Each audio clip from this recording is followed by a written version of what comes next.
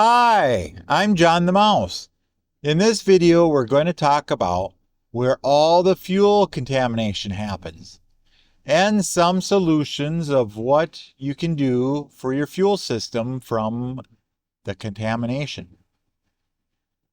This is some of the stuff I go over in detail at John the Mouse University. With better information, you can make better decisions, not only on your transportation business, but on your personal transportation. So let's get into it. After refiners make the fuel, it will be traveling along the long networks of pipes and tanks to get to the fuel terminal. I think it's very important to talk about this in detail so you know why you need to take charge of your own fuel that is in your tank. As some of you might know, pipelines don't just haul one type of product. You have all grades of gasoline, diesel, kerosene, jet fuel, heating oil that run through the same pipeline. This is where you start picking up contaminants in the fuel. They run one type after another through the pipe. They do separate the product with a pick that flows along, dividing the product for the most part. From everything I have read, there is some crossover of product that is diverted into a separate tank and will be sent back to be refined again. Do they get everything? No, they don't. As time goes along, contaminants build up along the walls of the 84,000 miles of pipe that connect the regional markets.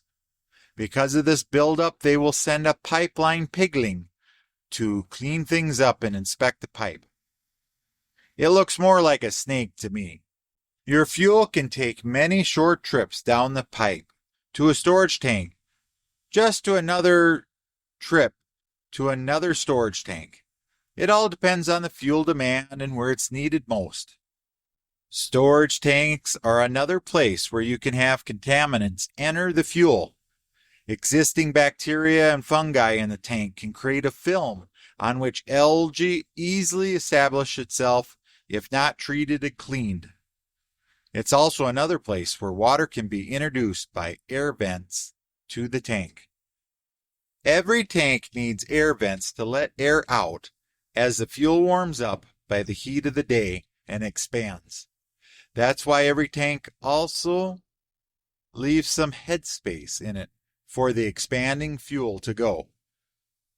It also needs to let air in as the fuel contracts during the cold nights. That's when the moisture can enter in and contaminate the fuel. Ethanol and biodiesel will suck the moisture right out of the air. Even small amounts of water encourages a breeding ground for algae to grow in the now contaminated fuel. Truck stops, gas stations, airports, and farmers use tanker trucks to haul fuel from the terminal to their own fuel tanks. The tanker truck can drop off unbranded or branded fuel to the station. This unbranded fuel that you get is straight from the refinery at the lowest government standards. Now, the branded fuel, they will actually add some additives to the tanker truck's loads of fuel so it can get mixed up before it gets to the station. Now, some stations choose to go unbranded and then add their own additive package just for their independent station or chain of truck stops. Some claim their detergents and chemicals that are in the additive package will make it top tier, the same stuff powering NASCAR engines. Maybe it does, but it's not the same fuel you're getting out of the pump. As far as I know, every fuel pump that has a fuel filter that the fuel will run through, its main job is to catch the bigger contaminants that are in the fuel. From what I've been reading, it seems like 30 micron filter on these fuel pumps is a standard operating procedure. Understand that the size will plug up every single fuel injector in your motor, and that the filter will still let water pass through to your tank. Now you are relying solely on your vehicle's fuel filters and water separator to help clean the fuel before it gets to your fuel injectors. This technical service bulletin for Cummins X15 motor has the mechanics change the suction side 10 micron fuel filter to a larger 30 micron fuel filter to extend the suction side fuel filter's life. Notice that this is the same size that I read should be on the fuel pumps. This really shows you how dirty the truck stop fuels at the pumps are. I tried to find out from the Love's Truck Stops if they have a standard between all their truck stops on the fuel filter size on their fuel pumps. The response I got back was that they really didn't want me to know. How bad of a problem are we looking at? According to the EPA, they have found an all-time high in gasoline and diesel storage tanks. That 75% of the tanks showed no visible signs of corrosion, yet over 80% had moderate to severe corrosion. This document from the EPA leans to the ultra-low sulfur diesel and biodiesel having reduced stability in storage tanks compared to traditional high-sulfur diesel. For gasoline storage tanks, would lean towards the ethanol doing the same. Not only is the B20 less stable, diesel with the 20% biodiesel content will have 1 to 2% less energy per gallon than petroleum diesel. That will hurt you in your overall fuel mileage. We should be asking ourselves some questions.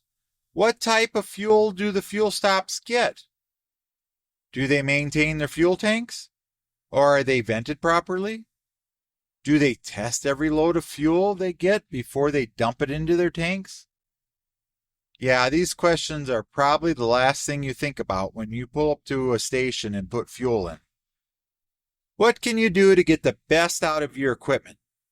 First, let's get to know the engine of your machine you're operating. Let's look at the Cummins motor to give you an example and how to get to know your motor. Cummins have a 3-number coding system for their engines, 18, 16, 13. For minimum fuel cleanliness level with a maximum water content of 200 parts per million. Let's break down the numbers. The 18. It cannot have more than 2,500 particles equal to or larger than 4 microns in a milliliter of fuel to meet the Cummins minimum fuel cleanliness. The 16 cannot have more than 640 particles equal to or larger than 6 microns in a milliliter of fuel to meet the Cummins minimum fuel cleanliness. The 13 cannot have more than 80 particles equal to or larger than 14 microns in a milliliter of fuel to meet the Cummins minimum fuel cleanliness. As you can see, the critical particle sizes for Cummins modern injection systems are between 4 and 6 microns. How big are these 4 and 6 micron particles? They are so small they are impossible to see with the human eye. From a few places I've looked around the internet, people have taken samples of diesel from around the globe to show as many as 2,500 particles that are 4 microns or larger per milliliter of fuel. Depending on your tank size, that amounts to 2.3 billion particles in every tankful. So you can see this happens all over the world. These tiny fragments of materials eventually pack together and can clog the injector, leading to blocked or, at the very least, uneven fuel distribution.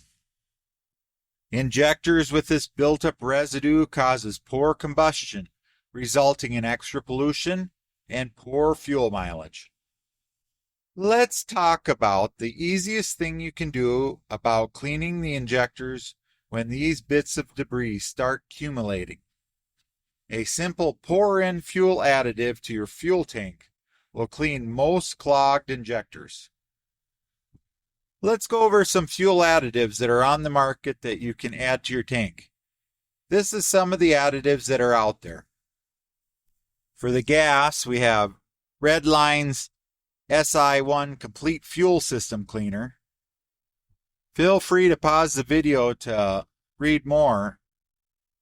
For diesel here, to clean the injectors, I will sort them from the most solvent to the least. Then the distillates from the most to the least. AMSOIL Diesel Injector Clean Fuel Additive. Hot Shot Secret Diesel Extreme. How's Meaner Power Cleaner. Chevron Techron Concentrate Plus Fuel System Cleaner. Royal Purple Max Atomizer. Now I got some everyday use. Hot Shots Everyday Diesel Treatment. How's Diesel Defender. Now this one's more for winter use. 4-Power Diesel Fuel System Cleaner and Emergency Deicer. Redline 85 Plus Diesel Fuel Catalyst. Now this one helps both gas and diesel engines. Howell's Fuel Enhancer. Notice that the Howell's has kerosene as about 40% of the mix-up. I have been adding kerosene to my fuel for years to make sure my diesels don't gel up over the wintertime. Severely clogged injectors may need to be removed and cleaned properly if the additive won't fix the problem, unless you have a bigger problem with water that is suspended in your fuel going through your system. The tip of the injector can disform or even disintegrate as a result of water turning into steam prior to exiting the injector. Having a spray hole that is not making a finer mist will cause poor combustion. At that point, you'll have to get new tips and rebuild the injectors. Even if you have been careful about where you got your fuel and got clean fuel with no water in your tank, it doesn't mean it will stay that way. If you use a gas pump or diesel pump that has multiple grades of fuel or gas and use the same fuel line, you are getting cross-contamination of the grades. If the person before you uses a different grade to fill their vehicle, you will get that grade in your tank. Your fuel tanks on your vehicle suffer the same way as storage tanks. Temperature of the fuel, sun shining down on your tanks, heating it up is degrading your fuel. Venting of your tanks will put air with moisture every time the sun goes down. Now that we know where and how contamination happens, let's look at some things that we can do to help save our injectors from the contamination of the fuel supply. Some of the fuel additives will help pull some of the suspended water together so it can be separated easier from the fuel.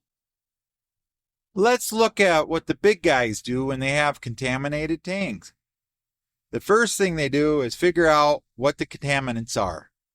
If you have gasoline and diesel mix, they will send it back to the refinery to be reprocessed. Now, water is a little easier to separate from the fuel, kerosene, gasoline, etc., as these products are lighter than water and they will float on top. The hard part is the suspended water in the material.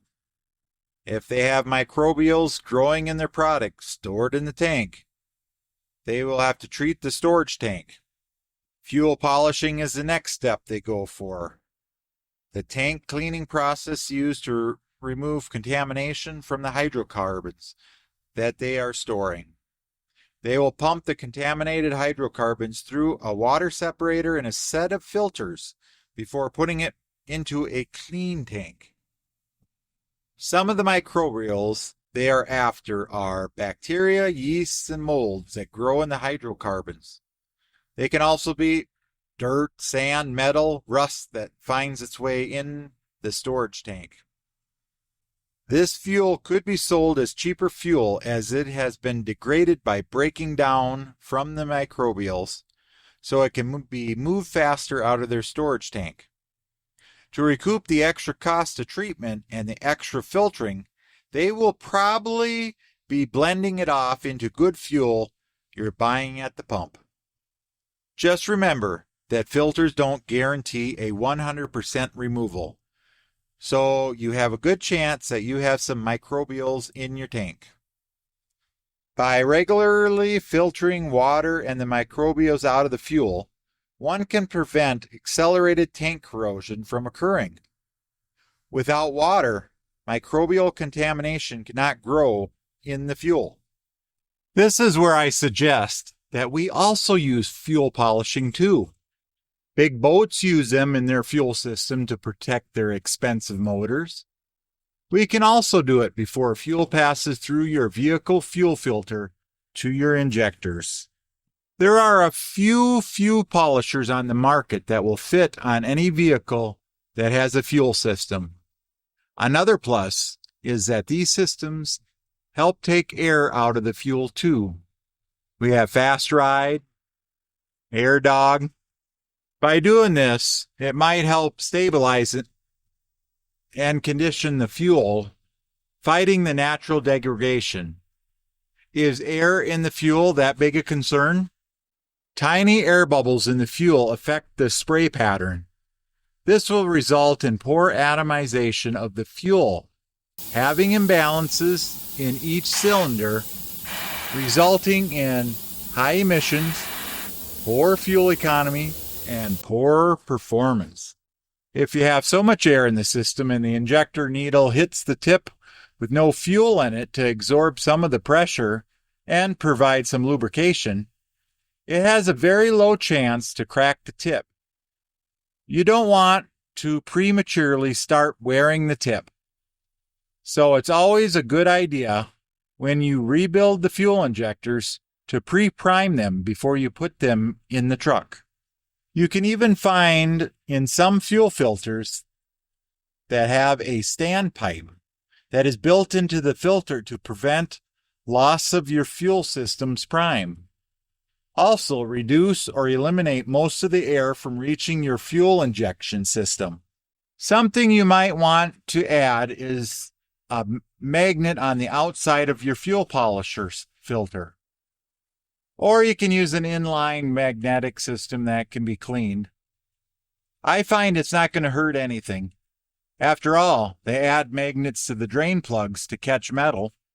If you run a gas vehicle, most of the diesel additives you can add to the gas. The best thing for your gas injectors you want to look for is a cleaning additive containing PEA. Can help break up that stubborn gunk or mineral deposits. It's believed that the polar PEA attached to the hydrocarbon deposit and via thermodynamic activation softens the carbon. The gas flow stream across the valves and inside the combustion chamber then blows the hydrocarbon deposits into the exhaust stream. The increase in hydrocarbon loads not only exit the exhaust system, but it can also enter the oil.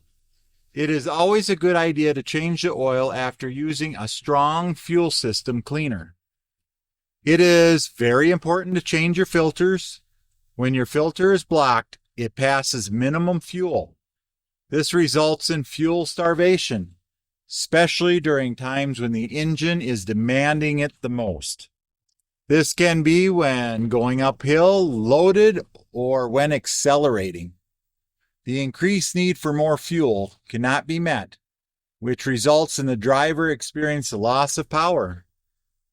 Remember that more air and fuel you put into the motor, the more horsepower you will get out of it. The next section, we're going to get into the nitty-gritty of different problems with biodiesel that affect your engine that you should know about.